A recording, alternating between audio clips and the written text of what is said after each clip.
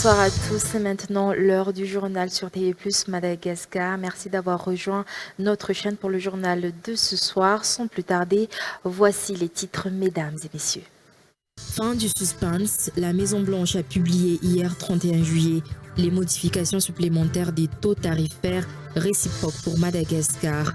Donald Trump, le président américain, réajuste à 15% ce taux tarifaire réciproque contre 47% en avril dernier.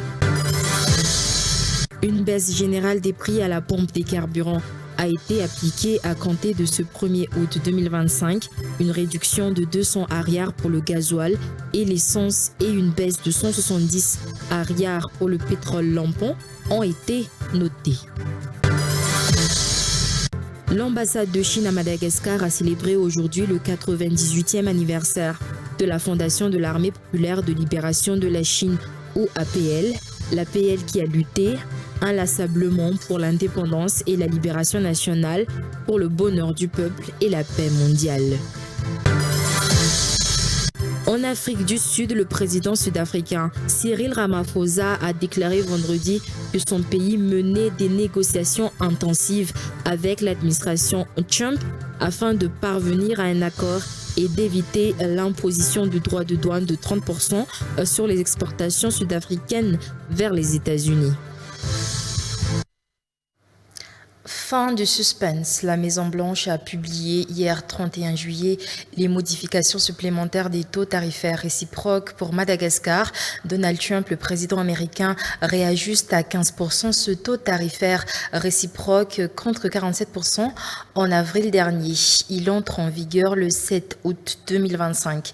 Les négociations menées par Madagascar avec le représentant américain du commerce dans le cadre du Prosperity Deal ont abouti à cette réduction substantielle du droit des douanes aux USA, selon le ministère des Affaires étrangères de Madagascar. Au micro de Fitia Vanadoni sur les images de Ivrasat. Une réduction significative des droits de douane aux États-Unis pour Madagascar. C'est ainsi que le ministère des Affaires étrangères de Madagascar présente la décision de Trump sur les modifications supplémentaires des taux tarifaires réciproques. En effet, sur le site officiel de la Maison-Blanche, les tarifs réciproques réajustés ont enfin été dévoilés pour Madagascar et pour d'autres pays hier. Prévu entrer en vigueur le 7 août 2025, le tarif réciproque réajusté est de 15% pour Madagascar, selon le tableau affiché par la Maison-Blanche, si ce taux tarifaire réciproque était encore de 47% en avril dernier. Une décision qui avait inquiété et secoué le secteur privé malagasy, qui exporte vers les États-Unis à l'époque. Les négociations menées par Madagascar avec le représentant américain du commerce dans le cadre du Prosperity Deal ont abouti à cette réduction substantielle du droit des douanes aux USA, selon le ministère des Affaires étrangères de Madagascar ce jour. En effet, dès l'annonce de la décision des États-Unis d'imposer 47% de droits de douane sur les produits malagasy qui entrent sur le sol américain, à l'exception de quelques minerais, un véritable choc tarifaire pour le gouvernement malagasy. Les autorités concernées avaient mis en œuvre une stratégie de haut niveau. L'objectif de la réunion était d'analyser les impacts des nouvelles mesures douanières imposées par les États-Unis sur l'économie malagasy, ainsi que la mise en place des stratégies rigoureuses pour protéger les intérêts de Madagascar. Le gouvernement malagasy a immédiatement mené des démarches auprès de l'ambassade des États-Unis à Madagascar dans le but d'obtenir des clarifications sur cette décision et d'explorer des possibilités d'ajustement des barrières tarifaires. Madagascar n'est pas le seul pays à avoir vu son tarif réciproque réajusté. On constate entre autres les tarifs réciproques imposés aux Lesotho ou à Maurice qui sont passés respectivement de 50% à 15% et de 40% à 15%. Les tarifs réciproques réajustés par l'administration Trump se situent entre 10 et 40%. Le Laos et la Birmanie se trouvent dans la liste des pays qui écopent de 40% de tarifs réciproques imposés par les États-Unis. Sur sa page Facebook, le GEM, ou Groupement des entreprises de Madagascar, a réagi face à cette décision, qui est un résultat positif pour celui-ci. Il s'agit du fruit d'un travail concerté entre le ministère de l'Industrialisation et du Commerce, le ministère des Affaires étrangères de la République de Madagascar, l'ambassade de Madagascar à Washington, D.C., la Direction générale des douanes de Madagascar, ainsi que tous les acteurs sectoriels privés concernés, le domaine du textile, représenté par le GEFP, Groupement des entreprises franches et partenaires, celui de la vanille, représenté par le CNV, et celui des mines, représenté par le CMM, ont fortement contribué à un échange de données et de références clients transparents, apportant de la crédibilité et de la légitimité aux demandes formulées par Madagascar, peut-on lire sur la page du GEM. Une baisse générale des prix à la pompe des carburants a été appliquée à compter de ce 1er août 2025. Une réduction de 200 arrières pour le gasoil et l'essence et une baisse de 170 arrières pour le pétrole lampant ont été notées. Cette décision s'inscrit dans le cadre de l'application du mécanisme d'ajustement automatique des prix mis en place par les autorités pour refléter l'évolution des coûts d'importation et des conditions du marché international selon l'Office malagasy des hydrocarbures.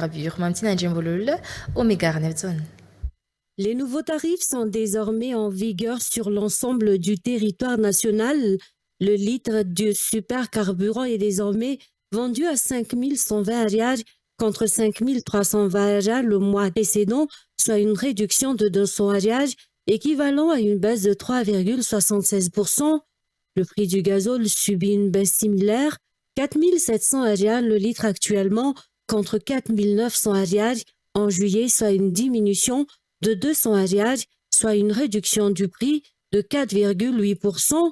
Quant au pétrole lampant, produit largement utilisé par les ménages à faible revenu pour l'éclairage et la cuisson, son prix chute de 170 ariars, passant de 3 380 ariars à 3 210 ariars le litre, soit une baisse de 5,3%.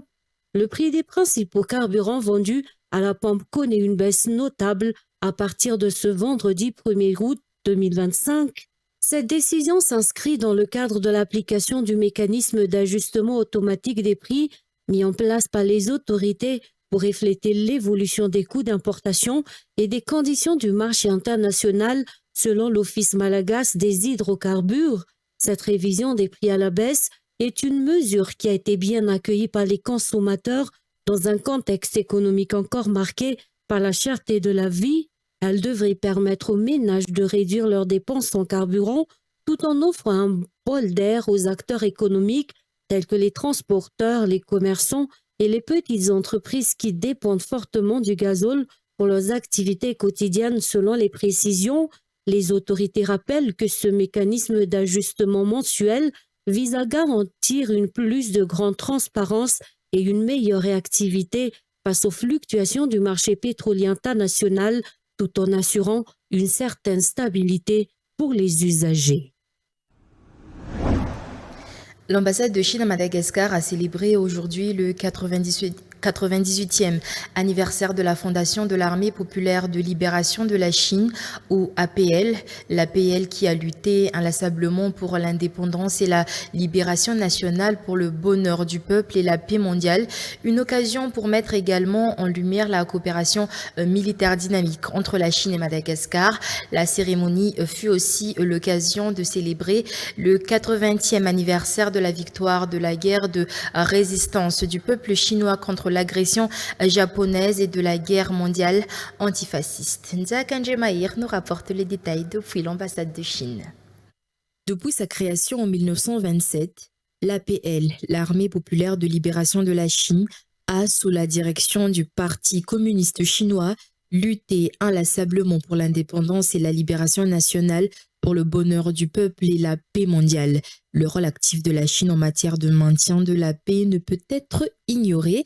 Avec plus de 50 000 soldats envoyés dans le cadre des missions onusiennes ces 35 dernières années, la Chine est aujourd'hui le plus grand contributeur de casques bleus parmi les membres permanents du Conseil de sécurité.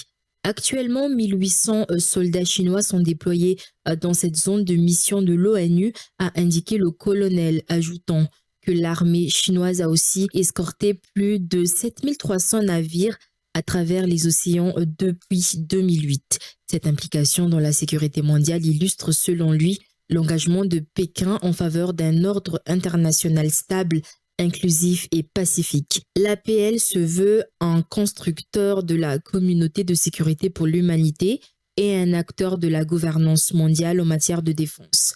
Une occasion pour mettre également en lumière la coopération militaire dynamique entre la Chine et Madagascar. Ces dernières années, la coopération entre l'APL et les forces armées malgaches a porté ses fruits avec des progrès constants dans le domaine des échanges des personnes militaires, de la formation des officiers, de l'assistance matérielle. La visite du navire orbital Arc de la Paix à Diego et le défilé militaire de l'APL à la cérémonie de l'indépendance malgache sont devenus des modèles de coopération internationale. Cette année marque le 80e anniversaire de la victoire de la guerre de résistance du peuple chinois contre l'agression japonaise et de la guerre mondiale antifasciste, dont le retour de Taïwan à la Chine est un des fruits majeurs.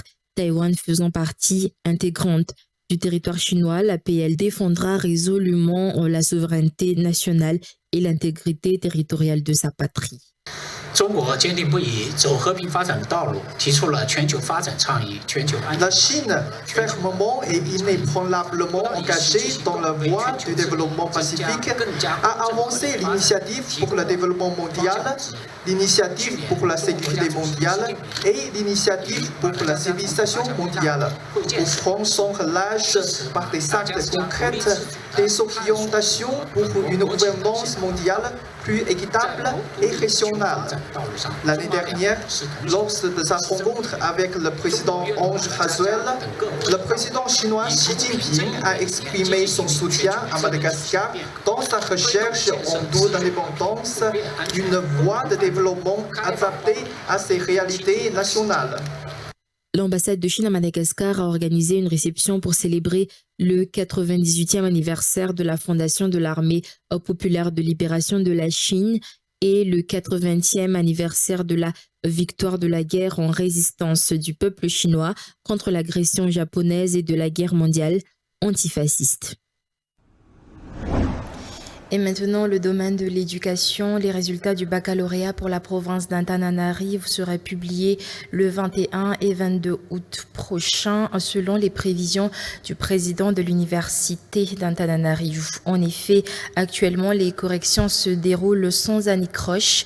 Aucune évaluation des notes des candidats dans chaque matière n'est encore possible pour le moment, d'après toujours le président de l'université, face aux fausses informations qui circulent sur les réseaux sociaux. Les détails au micro de Anne-Charles Larsou.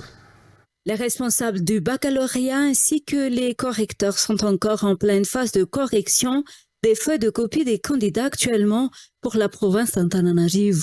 Cette étape se déroule sans difficulté et sans incident majeur, selon le président de l'université d'Antananarivo. Les séances de correction sont déjà achevées pour certaines matières comme les mathématiques, d'après une source, mais cela ne signifie pas qu'il est déjà possible de faire une évaluation des résultats. Par ailleurs, le paiement des vacations des correcteurs et celle de tous ceux qui ont contribué à la réalisation de cet examen se fera sans aucun problème. Ils seront payés dès la fin de leur travail, a tenu à préciser ce président de l'université ce jour.